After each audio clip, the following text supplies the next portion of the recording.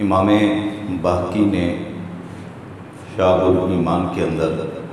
اس حدیث مبارکہ کو کوٹ کیا ہے۔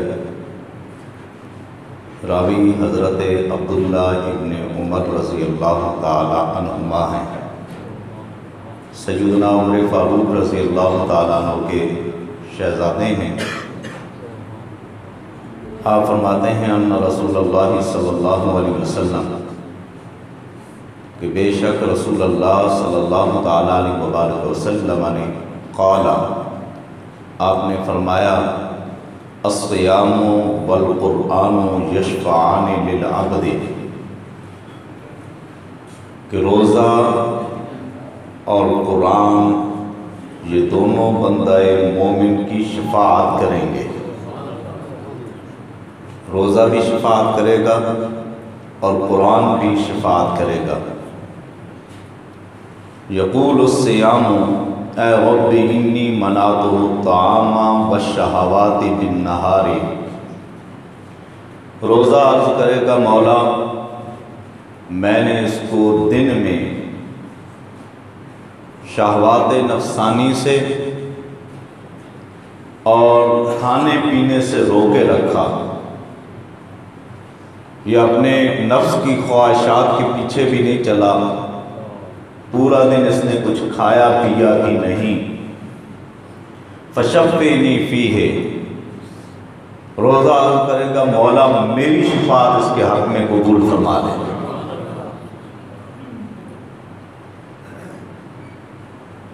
وَيَقُولُ الْقُرْآنُ، اور قرآن یہ عرض کرے گا مَنَعْتُهُ النَّوْمَ بِاللَّيْلِ، مولا رات کے وقت اس کو میں نے سونے سے روکے رکھا۔ رات کا وقت ہوتا تھا، یہ نماز تراویح میں آ کے مجھے سنا کرتا تھا، سنایا کرتا تھا۔ منعتہ النوم باللیل، مولا رات کو یہ سویا نہیں میری وجہ سے۔ فشفینی فیہ، مولا میری شفاعت اس کے حق میں قبول فرما۔ روزہ بھی شفاعت کرے گا، قرآن بھی شفاعت کرے گا۔ اور یہ بھی ہوتا ہے کہ کوئی سفارش کرے تو اس کی سفارش کو رد بھی کیا جا سکتا ہے، لیکن روزے اور قرآن کی شفاعت کے بارے میں نبی پاک صلی اللہ تعالیٰ علیہ وآلہ وسلم فرماتے ہیں جس وقت روزہ اور قرآن سفارش کریں گے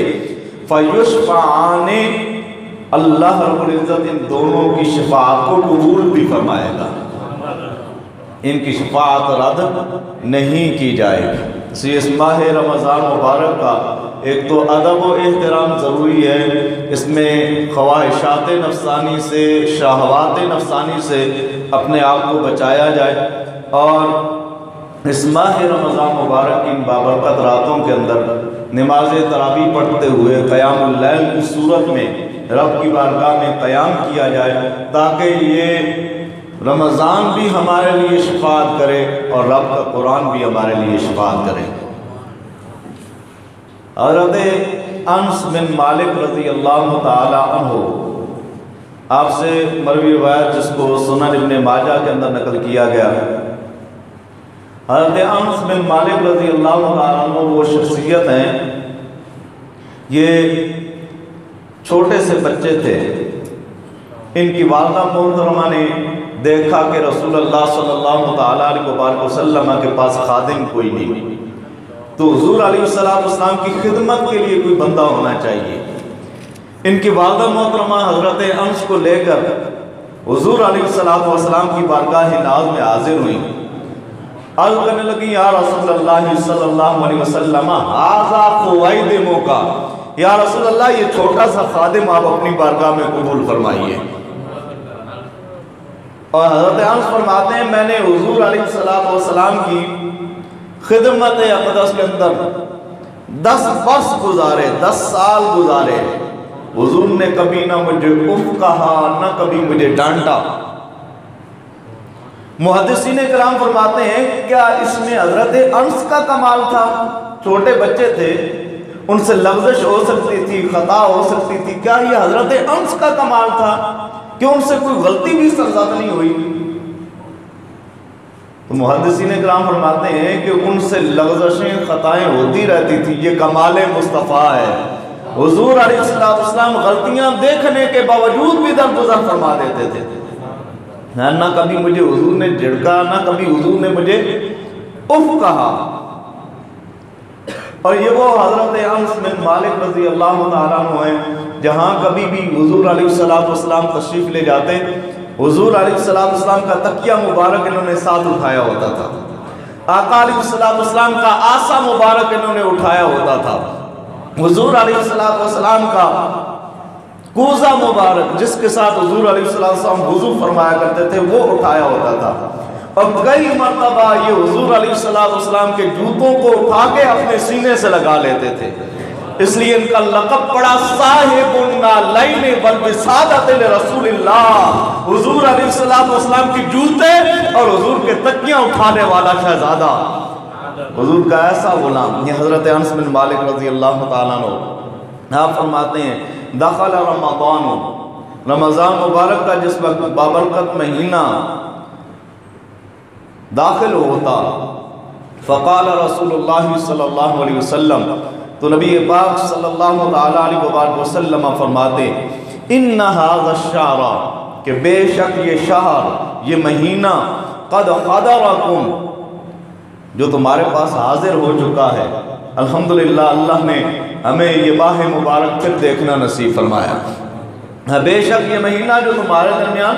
حاضر ہو چکا ہے، وفیہ لیلۃ خیر من الف شہر، اس میں ایک رات ایسی ہے جو 1000 مہینوں سے افضل ہے، من حرمہا فقد حرم الخیر کلہ، جو اس رات سے محروم رہ گیا وہ ہر قسم کی بھلائی سے، خیر سے محروم رہ گیا، ولا یحرم خیرہا الا کل محروم، اور اس کی بھلائی سے وہی محروم رہتا ہے جو پورا بد نصیب ہوتا ہے، جس کو بدبخت کہا جاتا ہے، جو بدبخت ہوتا ہے وہی اس سے کیا رہتا ہے، اس رات کی جو بھلائی ہوتی ہے لیلۃ القدر کی بھلائی سے بدبخت جو ازلی بدبخت ہوتا ہے وہی محروم رہتا ہے۔ اللہ تعالی ہمیں اس محرومی سے بھی بچائے۔ اور اس ماہ رمضان مبارک کی یہ فضیلت، یہ عظمت ہے کہ اس میں اللہ رب العزت نے ایک رات ایسی عطا فرمائی۔ جمعہ المبارک پر آپ نے احادیث مبارکہ سنی تھی جن میں سرکار دو عالم صلی اللہ تعالیٰ علیہ وسلم نے بندوں کے اعمال کے اندر اضافے کے بارے میں فرمایا کہ جب یہ رمضان مبارک کا مہینہ آتا ہے تو اعمال کے اندر اضافہ کر دیا جاتا ہے، اسی طریقے سے جو برائیاں کرتا ہے اس میں بھی اضافہ کر دیا جاتا ہے۔ حضرت عبداللہ ابن عباس رضی اللہ تعالیٰ عنہما سے مروی ایک روایت ہے، اکثر ہم سنتے رہتے ہیں کہ ماہ رمضان مبارک کے اندر عمرہ کرنے کا بہت زیادہ ثواب ہے، تو یہ اعمال کے اندر اضافہ ہوتا ہے۔ حضرت عبداللہ ابن عباس رضی اللہ تعالیٰ عنہ فرماتے ہیں قال لما رجع النبی صلی اللہ علیہ وسلم من حجتہ، کہ جس وقت حضور علیہ السلام حج کر کے واپس تشریف لے آئے، قال لأم سنان الانصاریہ ما منعک من الحج، حضور علیہ السلام نے حضرت ام سنان انصاریہ سے یہ فرمایا، کیا ام سنان تم حج کرنے کے لیے کیوں نہیں گئی، کس چیز نے تمہیں حج کرنے سے روکا؟ قال ابو فلان تانی زوجہا، ام سنان عرض کرنے لگی کہ فلاں کے ابو،